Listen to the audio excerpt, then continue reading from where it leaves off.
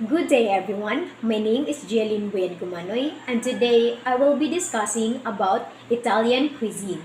So I believe that almost every one of us have heard already about this country, right? But maybe not most of their cuisines and other traditional dishes except for pizzas and pastas. Therefore today, we will be exploring the Italian food, their food practices, their cookery terms, and some of their kitchen techniques. But before that, let us have our learning objectives first. So at the end of this lesson, students are expected to identify the popular dishes in Italy, determine their cooking terms and kitchen techniques, and understand and respect their food customs and traditions. So now, let us have the introduction to Italian cuisine. So Italian cuisine is a beloved culinary tradition with a rich history and cultural significance. It is undoubtedly one of the best cuisines in the world, which is characterized by its great diversity just like Indian cuisine. So the factor that has most influence in Italian cuisine is its history as Italy was continuously colonized and ruled by other countries. So the Italy was divided into smaller states. We can see influence of Greek, Roman, Arabic, French, Turkish, and Chinese cuisines in Italian cuisines. So Italian cuisine ranks alongside French cuisine in terms of global fame. Pizza and pasta have become international dishes that are prepared not only in restaurants but also by the majority of home cooks. So now let us explore the food practices of Italian people. So Italian food is not only delightful to the senses, but it is also authentic and has a unique identity you can't get anywhere else. So it is about originality and tradition, and this rings through in everything of Italian. So in Italy, they have this meal timing and it is very crucial. Lunch is served at 1 p.m. and dinner at 8 p.m. So in northern Italy, it can be a little earlier and a little later towards the south. But don't dream of eating at 4 p.m. because the restaurant kitchens are closed during the time until dinner. So the Italian food menu. A typical Italian meal begins with an antipasto or the starter, followed by a primo or the first course, a secundo or the second course, a contorno or the side dish, and a dulce or dessert. However, nobody is capable of such a feast on an ordinary day. Most meals are composed of two courses, a primo or a segundo, and a contorno. So not every meal contains all five courses, but many do. So here are the parts of the full five-course Italian dinner. First is the antipasto or the starter. A traditional Italian meal starts with something to nibble on called antipasto, which translates into English as before the meal. The dish is usually consists of a variety of cheeses, olives, vegetables, and a fried items such as zucchini flowers or croquettes. In the same way, bruschetta is a very popular antipasto option. The next is the primo or the first course. The first course do traditionally consist of a risotto, polenta, soup, rice, or pasta dish. So in Italy, pasta is a first course or a primo served as an appetizer, not as the main event. Then we have the secundo or the second course. The main course is called el secundo or the second course. The main course historically featured chicken, meat, fish, or a hearty vegetable. A fresh salad could also be used here. These main courses are usually fairly simple, especially if a rich pasta or a rice dish precedes them. Then we have the contorno. This is the side dish to the main dish. It consists of either cooked vegetables or salad. Traditionally, this is served at the same time as the main dish. Moreover, the word contorno loosely translates as contours and refers to the fact that the vegetable course helps shape and define the meal. Then we have the dolce, a dolce or sweet ends of traditional Italian meal. The dolce consists of sweets, cheese, or fresh fruit. Cakes and mousses are for tourists who long for sugar at the end of the meal. Pastries and sweets seen in pasticerias are most often eaten as a snack in the afternoon or a special occasion dessert. Next is we have the other Italian food practices. So in Italy, it is not customary for all types of food to be served together on the same plate. So every dish is served in different plate.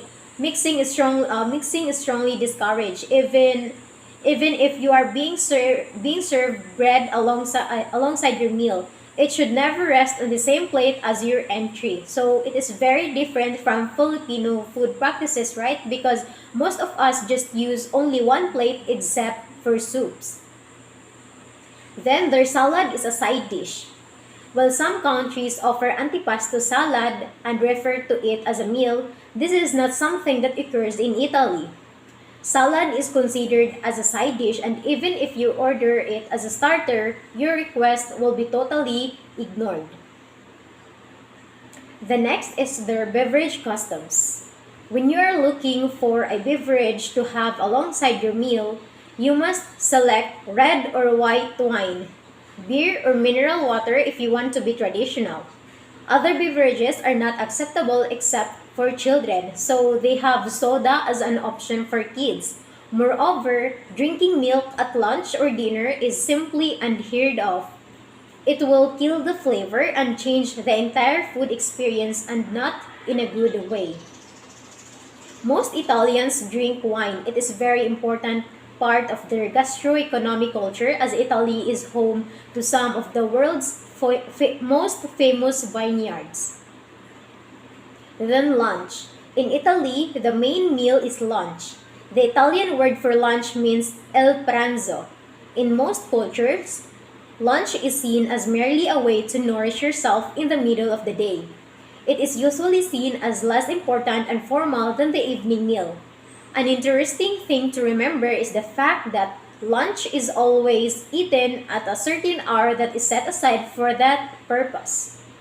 Ideally, lunch includes courses a primo such as pasta, gnocchi, rice, and vegetables. Normally, lunch is Italians' biggest and most sustaining meal of the day. If not in rush, Italians sit down and enjoy their lunch for at least an hour, either at home or in a restaurant or bars. So here are the most iconic foods to eat in Italy. First is the pizza. Italian pizza has a unique flavor that sets apart from other types of pizzas. It is because of its combination of tomatoes, spices, and cheese on the dough. It has many variations and can be eaten as an appetizer, main dish, and even dessert. So here is how pizzas are being prepared.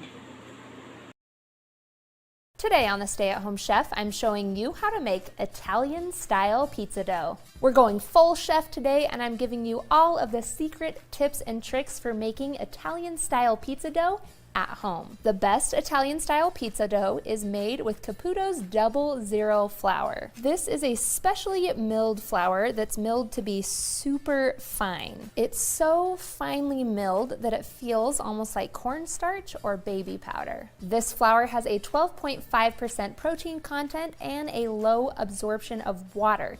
It makes for the chewiest, perfect pizza dough. If you can't find 00 flour in your grocery store, you can order it online from Amazon, or you can also use all-purpose flour. It just won't have quite the same texture as that perfect, chewy Italian crust. We're gonna make our dough in a stand mixer. If you don't have one, you can always make it the old-fashioned way in a bowl with a spoon and then knead by hand. You'll need 2 teaspoons of instant or active dry yeast, 1 tablespoon of sugar, 1.5 teaspoons of salt, 1 3/4 of a cup of lukewarm water. You want it just warm to the touch so you don't kill off your yeast, and 1/3 cup of olive oil. We're gonna add about 5 cups of flour to start because we can always add more if we need it.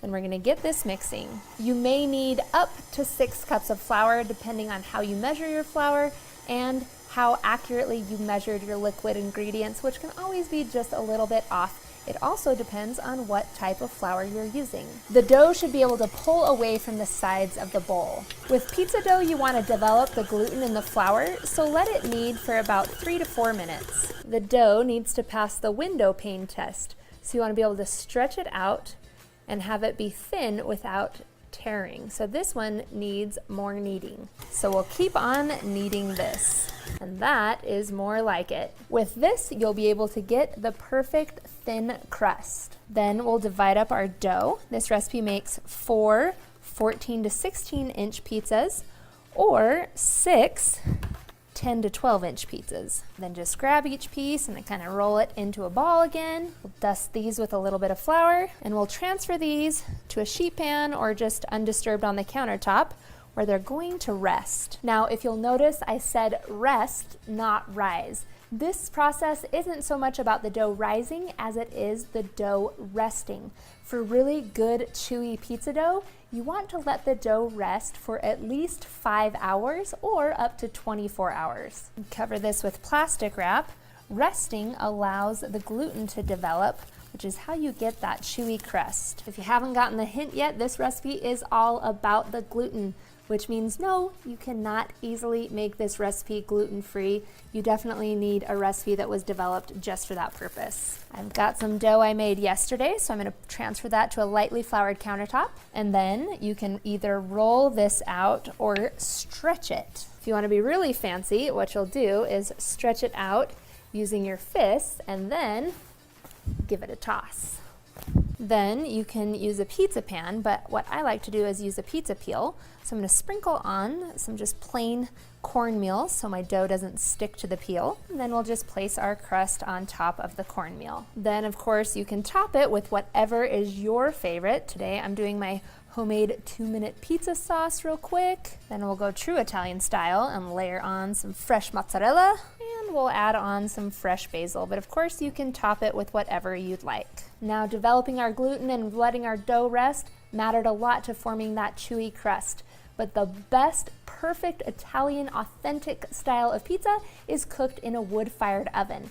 I'm guessing you don't have one of those at home. Don't worry, neither do I. So what you're gonna do is preheat your oven to as hot as it will go, which should be about 550 degrees Fahrenheit. You can see I have a pizza stone in my oven. You want to put that in there first and preheat the oven as hot as it will go. This is going to bake our crust from the bottom up. Now, getting your crust from the pizza peel to the pizza stone is a little bit intimidating. So what I like to do is give it a little shake and see if it slides around. That means it's loose enough. That's why you dust the peel with cornmeal and you don't have a sticky dough.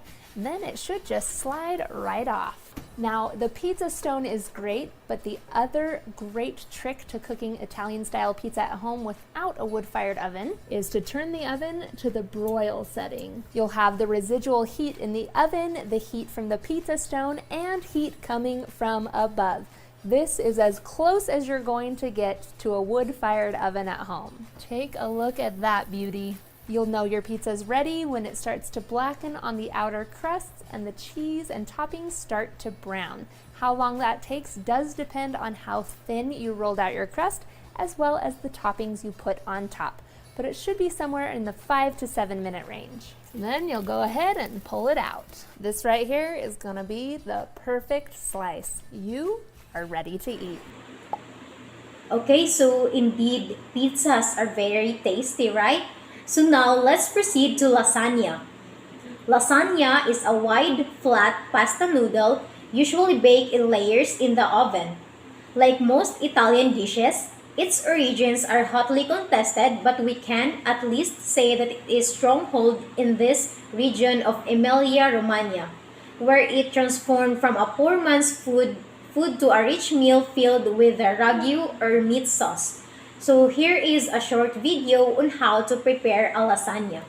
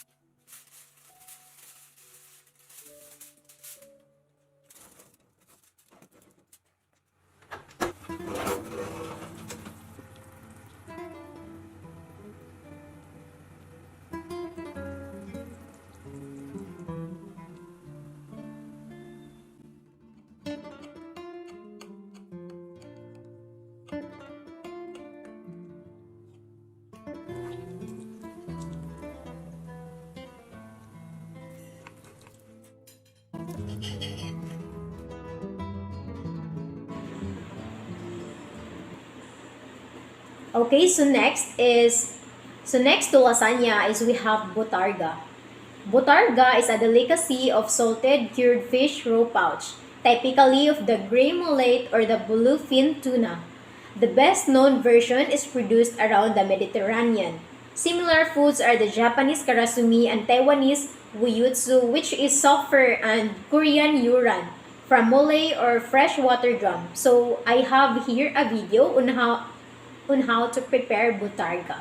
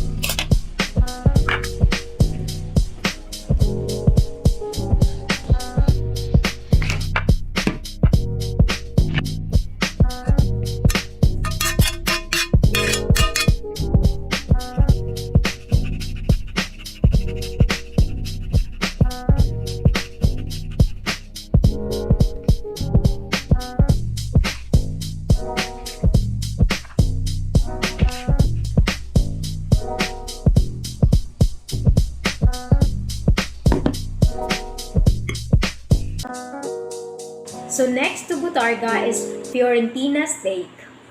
A Bestica Fiorentina or Florentine T-bone steak covers all the characteristics of Italy's best dishes. In the case of the enormous Bestica's Fiorentina, it's a T-bone steak cut thick, at least 5 centimeters from the loin of a Chianina cow raised in Tuscany. It's cooked for 5 to 7 minutes on each side depending on the thickness of the meat, or until the outside is cooked and the inside remains very rare. So let's see the video on how to prepare this type of steak. Mates. People, it's Friday, it's steak night, and I want to show you the best steak ever. This is the ultimate T-bone steak, sirloin, fillet, beautiful beef dripping potatoes, and the best condiment ever, salsa verde. Let's do this. First up, I've used some fantastic red skin potatoes. I've cut them into like inch chunks, skin on, right? And then I've whacked them in water with 2 beautiful bulbs of garlic. Now, by parboiling them for about 5 or 6 minutes, you soften the potatoes, but most importantly, you convert that garlic to being creamy on the inside. And when it goes in the pan with the beautiful beef juices, it's gonna be caramelized and gorgeous. So spuds and garlic are on. Back to the steak. What you want to say to your butcher is, can I have a lovely T-bone steak? I want it at least 2 to 2.5 inches thick, 1 big chunk. You get different cuts. You get the sirloin, you get the fillet. This is going to be an epic thing. Get yours out of the fridge an hour before you cook it. Very important. Now, we can see there's different thicknesses of fat here. Even it out, slice up this fat, put it in a pan. It's gonna give you more flavor because you're cooking steak in steak fat, but also this is gonna go on your potatoes. So it's like a double whammy. I'm gonna season it generously with black pepper to not just flavor it, but help create a bark, a really dark, gnarly outer skin, leaving you with a juicy, gorgeous, sumptuous inside. Sweep the crispy bits to the side, and then place this steak fat side down. The girth or thickness of the steak is holding itself up. Now, drain the potatoes. One of the benefits of being on the end of a pier, we don't need a sink. Give them a good old shake. So what I'll do is get a bigger pan on, a little bit of olive oil, then go in with our potatoes. What I want to do is season it, and then in with the crispy bits. They got a lot of love to give still. If you have a look in this pan, we can steal a little bit of this beef fat.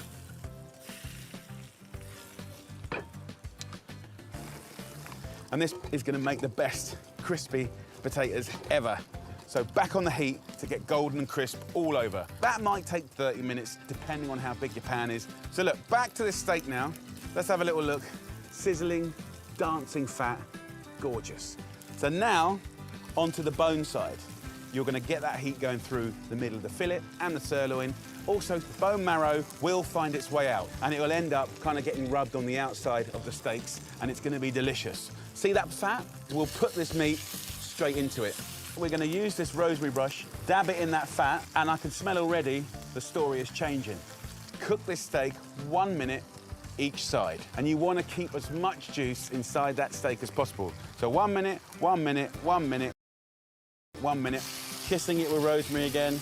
This steak now has had about 4 minutes on each side. I'm gonna cook it medium to rare. So that will come off the heat now,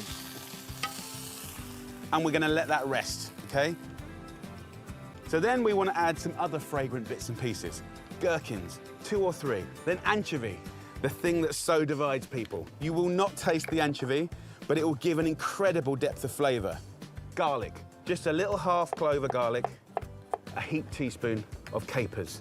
Now what we do is start to slice up. Once finely chopped, add a teaspoon of Dijon mustard, a glug of extra virgin olive oil, and a splash of good vinegar. This is like the Italians' equivalent of horseradish sauce, mint sauce. Beautiful.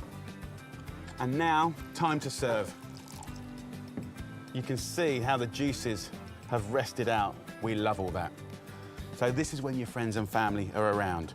You do not want them to miss out on this bit. Use your carving knife to follow the bone and take off the fillet. Then we've got the other side of the bone. And off it comes. Take the fillet and I can just slice it at an angle. You can go a little bit thicker now on the sirloin. Lay it out with pride. Take the juices and I will pour that all over the steaks. The salsa verde. Look at that. Crispy potatoes. Oh my Lord. That's what it's about. Outrageous. Come on, enough talking, let's just do it. Next to Florentina steak is the carbonara. I believe that everyone is familiar with this carbonara. So carbonara is a Roman pasta dish made with eggs, hard cheese, cured pork, and black pepper. The dish took its modern form and name in the middle of the 20th century. The cheese is usually Pecorino Romano, Parmesan, or a combination of the two. So let's watch this video of carbonara preparation. Hi guys, we're gonna make spaghetti carbonara, a classic Italian dish. Pasta, cheese, bacon, what's not to love, right? But it's really controversial. I wanna give you what I think is the most authentic recipe. So first up guys, you only need 5 ingredients. Guanciale. This is the cured cheek of pork. And as you can see, it's all about the fat. It's salted, it's got pepper, it's dried, and it's aged. Of course, it's similar to smoked bacon, and you can get some pretty good results actually, but you can see this is quite lean. So try and get them to not cut off the fat, because you need it. Or there's pancetta. Then most people use Parmesan, but actually, the more classic is Pecorino Romano. Sheep's cheese, it's crumbly, it's salty, free-range organic egg, pasta, black pepper, and then optional garlic. So first up guys, grab the pasta by 2 hands, twist it into the water. By twisting it, it won't stick together. Put a tiny amount of salt in this water because the cheese and the guanciale is salty. This beautiful pasta takes 8 minutes to cook. So I've got my guanciale. I'm gonna remove the skin and I'm gonna take a nice centimetre slice of the guanciale, roughly chop this to about ½ centimetre chunks. Now, the pan, it's cold. Turn it on to a medium-high heat. The reason I want it cold is because I want to render the fat out. The guanciale goes into the pan, and this pan is getting hot. Give the garlic a crack, and then put it in the pan. As this starts to sizzle, the fat will just pull out some of that perfume from the garlic. Then there's the black pepper. Get your peppercorns in a pestle and mortar, crack it. Get a little sieve. This is one of the most important little bits, and no one really does it, okay? Honestly, this is the outer skin. This is much milder. What we have here is the inside part, the peppercorn, which is hotter, perfect for a good hot carbonara. The guanciale is getting golden. Now let's get onto the eggs. Eggs are really, really delicate. And if you don't treat these right, you end up with stir-fried noodles, and we don't want that. I'm gonna take a bowl, and I'm gonna crack the egg straight into there. And I'm just gonna add a little pecorino to that. So like 20 grams. Now we're time sensitive, so we're gonna have a little whisk up. We've got dark guanciale. We've got the fat that's come out of it. And that's what you want. You want attitude and color. Now, I'm gonna remove that garlic. Turn the heat off. And you're gonna drag the pasta and the water into the pan. Use the water to stop the frying. Bit of water, bit of water. That water and the fat, that is what's gonna emulsify to become a creamy sauce. We're not frying anymore. Can you hear that? Quiet. No frying at all. Only then can we think about adding our egg. As we toss, we add some more liquid. Ha ha! That's the cream. You get the cream through the emulsification of the cooking water and the fat, and technique, and timing. So as simple as this is, it's technical. Get your friends, your family, get them around the table, glass of wine. Look at that, guys, look at that. Carbonara. And you finish with more pepper. Wow. I'm so excited. Spaghetti carbonara with a beautiful little finishing of pecorino. That is as classic as I can give you guys. From chefs, from nonnas. It's about quality ingredients, the guanciale, the pecorino romana, quality eggs, the pepper, the technique of the pepper, good pasta, and then the sensitivity of cooking it right. Come on. And the last one is the focaccia. Similar to pizza, focaccia is a soft, flat bread. However, it's lighter than pizza and looks more like bread. The preparation, which entails baking with a coat of olive oil and salt, is effortless. You can try making it with different herbs, onion, green olives, or a personal favorite harvested wine grapes commonly known as schiacciata. So I have here a video on how to prepare this one.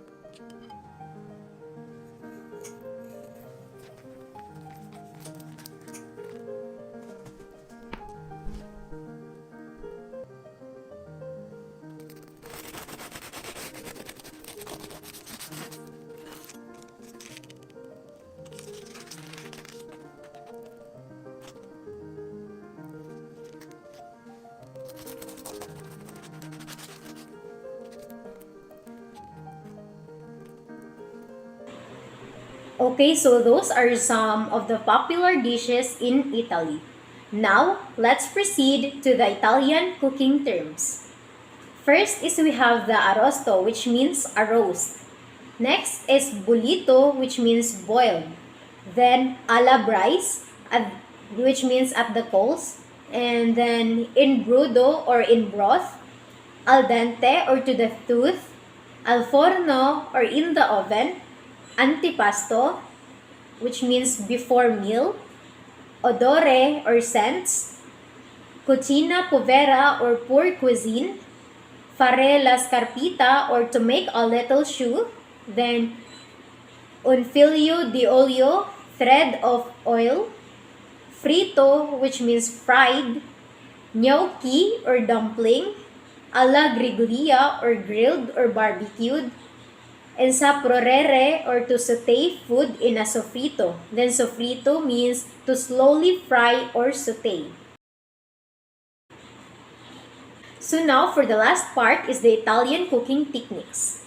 So the processes of cooking most Italian foods aren't different from cooking methods that we may already know. So Italians' cooking techniques includes pan roasting, oven roasting, sauteing, braising, broiling, grilling, pan-searing, simmering, and baking. So that's all for this topic, Italian cuisine. I hope you learned a lot, and thank you so much for watching. God bless.